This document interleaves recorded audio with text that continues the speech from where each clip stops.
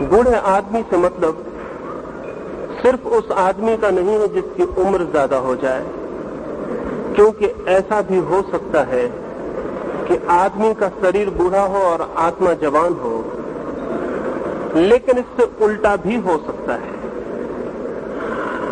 आदमी का शरीर जवान हो और आत्मा बूढ़ी हो। भारत के पास भी जवानों की कोई कमी नहीं, लेकिन जवान आत्माओं की बहुत कमी है। और जवान आत्मा को बनाने वाले जो तत्व हैं, उनकी बहुत कमी है। चारों ओर युवक दिखाई पड़ते हैं,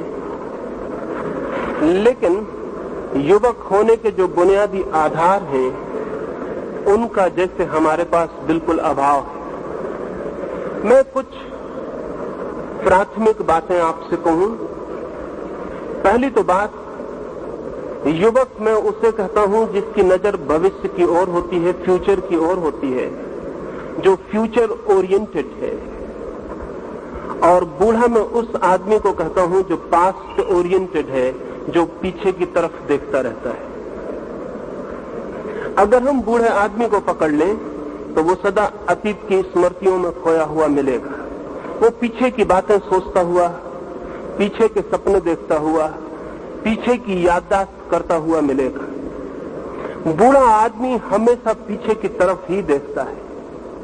आगे की तरफ देखने में उसे डर भी लगता है, क्योंकि आगे सिवाय मौत के, सिवाय मरने के और कोई दिखाई बात पड़ती भी नहीं। जवान आदमी भविष्य की तरफ देखता है, और जो कौम भविष्य की तरफ देखती है वो जवान होती है। जो अतीत की तरफ, पीछे की तरफ देखती है वो बूढ़ी हो जाती है। ये हमारा मुल्क सैकड़ों वर्षों से पीछे की तरफ देखने का आदी रहा है। हम सदा ही पीछे की तरफ देखते हैं, जैसे भविष्य है ही नहीं, जैसे कल होने वाला नहीं है। जो बीत गया कल है वही सब कुछ। ये जो हमारी दृष्टि है, ये हमें बूढ़ा बना देती है। अगर हम रूस के बच्चों को पूछें तो वे चांद पर मकान बनाने के संबंध में विचार करते मिलेंगे। अगर अमेरिका के बच्चों को पूछें तो वे भी आकाश की यात्रा के लिए उत्सुक हैं। लेकिन अगर हम भारत के बच्चों को पूछें तो भारत के बच्चों के पास भविष्य की कोई भी योजना, भविष्य की कोई कल्पना, भविष्य का कोई भी स्वप्न, भविष्य का कोई उटोपिया नहीं है। और जिस देश के पास भविष्य का कोई उटोपिया न हो, वो देश भीतर से सड़ना शुरू हो जाता है और मर जाता है। भविष्य जिंदा रहने का राज, भविष्य के कारण ही आज हम निर्मित करते हैं, भविष्य के लिए ही आज हम जीते और मरते हैं। जिनके मन में भविष्य की कोई कल्पना खो जाए, उनका भविष्य अंधकारपूर्ण हो जाता है। लेकिन इस मुल्क ने न मालूम किस दुर्भाग्य के क्षण में भविष्य की तरफ देखना बंद करके अतीत की तरफ ही देखना तय कर रखा है। हम अतीत के ग्रंथ पढ़ेंगे, अतीत के महापुरुषों का स्मरण करेंगे। अतीत की सारी बातें हमारे मन में बहुत स्वर्ण की होकर बैठ गई हैं। बुरा नहीं है कि हम अतीत के महापुरुषों को याद करें, लेकिन खतरनाक हो जाता है अगर भविष्य की तरफ देखने में हमारी स्मृति बाधा बन जाए।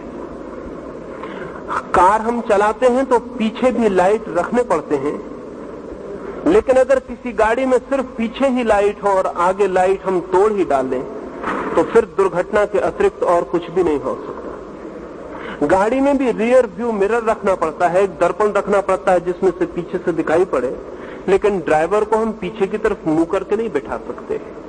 अतीत का इतना ही उपयोग है जितना रियर व्यू मिरर का एक कार में उपयोग होता है।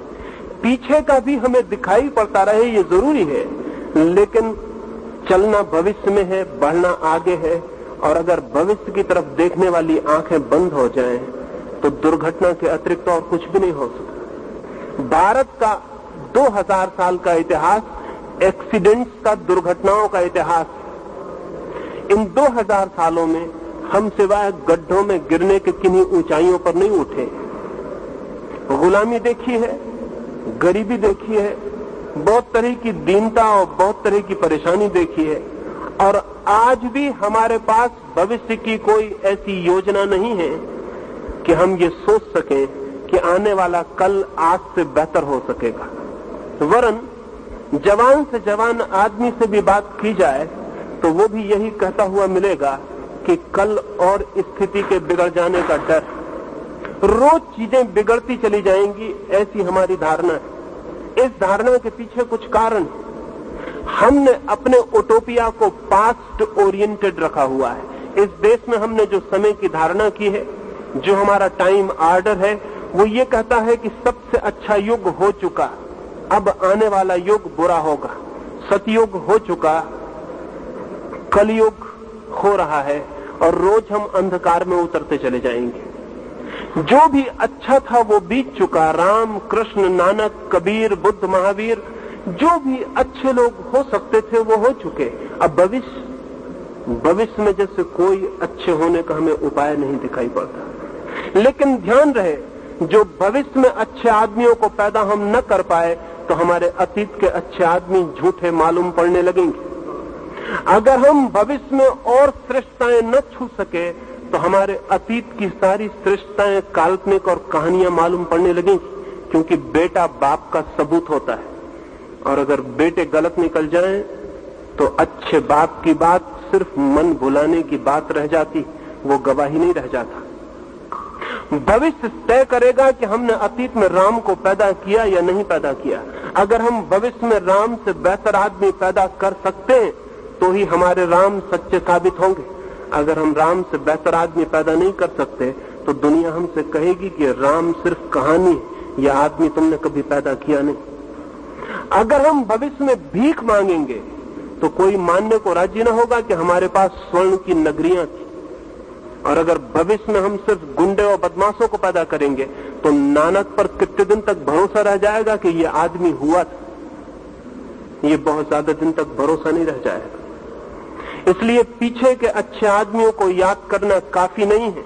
अगर सच में ये अच्छे आदमी हुए हैं, हम ऐसा दुनिया को कहना चाहते हो, तो हमें इनसे भी बेहतर आदमी रोज पैदा करने होंगे।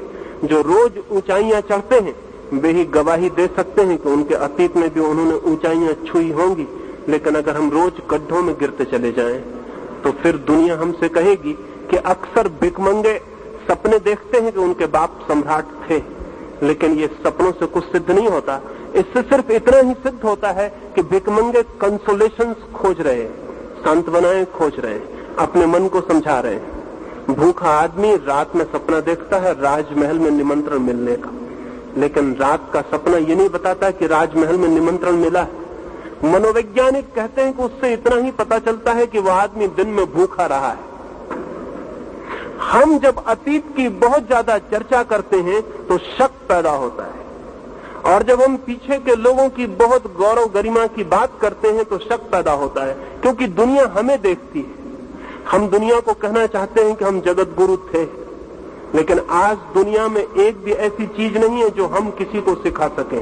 सारी चीजें हमें दूसरों से सीखनी पड़ रही हैं। ये जगत गुरु की नासमझी की बात बहुत दिन तक टिक नहीं सकेगी। और आज नहीं कल अगर दुनिया हमारा मजाक उड़ाने लगे और हमसे कहने लगे कि हम जगत गुरु होने का ख्याल इसीलिए मन में पैदा कर लिए हैं क्योंकि हम सारे जगत के शिष्य हो गए हैं, और इस बात को बुलाने के लिए, अपने अहंकार को बचाने के लिए हम इस तरह की बातें कर रहे हैं, तो इसमें बहुत आश्चर्य न होगा। आज सुई से लेकर हवाई जहाज तक भी हमको बनाना हो तो सारी दुनिया में कहीं और हमें सीखने जाना पड़ता है। आज हमारे पास सिखाने योग्य कुछ भी नहीं बचा है। आज हम दुनिया को कुछ भी सिखा नहीं सकते, लेकिन हम ये बात कहे चले जाएंगे कि हम कभी दुनिया के गुरु थे। ध्यान रहे, जब कोई कौम ये बात करने लगती है, पास्ट टेंस में जब कोई कौम बोलने लगती है, तो समझ लेना